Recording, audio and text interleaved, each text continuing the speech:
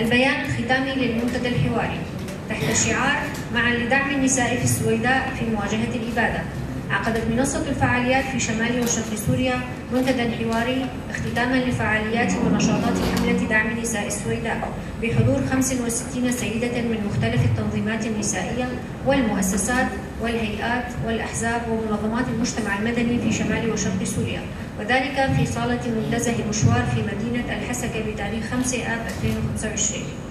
هذا وقد توزعت أعمال المنتدى على محورين أساسيين، تناول الأول الأحداث السياسية في السويداء وتداعياتها على المرأة، أما الثاني فقد سلط الضوء على وضع النساء في السويداء خلال الأحداث التي بدأت في 13 تموز الجاري والانتهاكات التي ارتكبت بحقهن من قتل وخطف وتنكيل واغتصاب ومصير مجهول لعشرات النساء في المنطقة، واستمرار خطورة الوضع بسبب الحصار المطبق على المنطقة مما ينبئ بوقوع كارثة إنسانية من حرمان للغذاء والدواء والكهرباء ما يهدد حياة النساء والأطفال بشكل خاص. هذا عدا عن التغيير الديموغرافي الجاري والتهجير القسري الذي تشهده المنطقة والذي يندرج ضمن سياسة تهدف إلى تغيير النسيج الاجتماعي والديني، مما قد يفتح الباب لصراعات طائفية ومذهبية كارثية. وقد أشارت عدة مداخلات إلى الدور البطولي للنساء في حماية المجتمعات المحلية وقيادة جهود الإغاثة والتوثيق رغم الأخطار المحدقة بهن. كما تم عرض بعض الرسائل الصوتية من نساء في السويداء لنقل المعاناة من الأحداث الدامية، وقد تم توجيه نداء إلى النساء في شمال وشرق سوريا لتقديم الدعم والمساندة لنساء السويداء.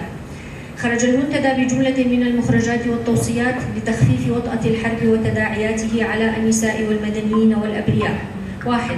إدانة المجازر ومطالبة كافة الأطراف المحلية والدولية بالتحرك العاجل لوقف القتال والجرائم والانتهاكات المرتكبة بحق المدنيين والأبرياء والنساء في السويداء. 2. تحميل الحكومة الانتقالية كامل المسؤولية الأخلاقية عن الحفاظ على الأمن والانضباط وحماية المواطنين دون تمييز. 3. مناشدة المجتمع الدولي والأمم المتحدة للضغط من أجل رفع الحصار فورا عن المنطقة وإدخال المساعدات الإنسانية بشكل عاجل وفتح ممرات إنسانية لمنع حدوث كارثة إنسانية ستنعكس بشكل سلبي على النساء والأطفال بشكل خاص. 4. إرسال بعثات دولية لتقصي الحقائق بخصوص الجرائم والانتهاكات المرتكبة وتوثيق كافة الجرائم ضد النساء.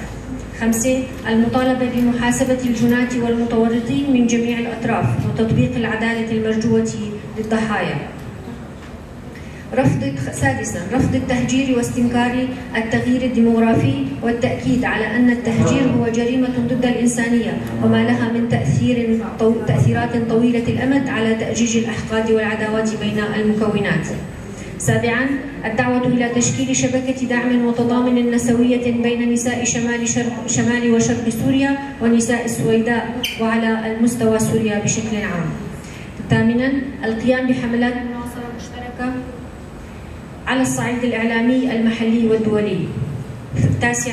تعزيز دور النساء في لجان الطوارئ والإغاثة ودعم المبادرات النسائية في مجال المصالحة المجتمعية وبناء السلام.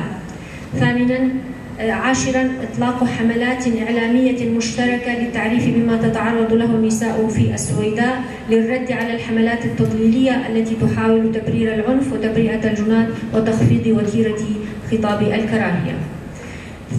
11. تفعيل دور منظمات المجتمع المدني بشكل عام والمنظمات التي تعنى بشؤون النساء بشكل خاص للمشاركة الفعلية في الرقابة الشفافة وإيصال صورة حقيقية للواقع المعاش في كامل سوريا.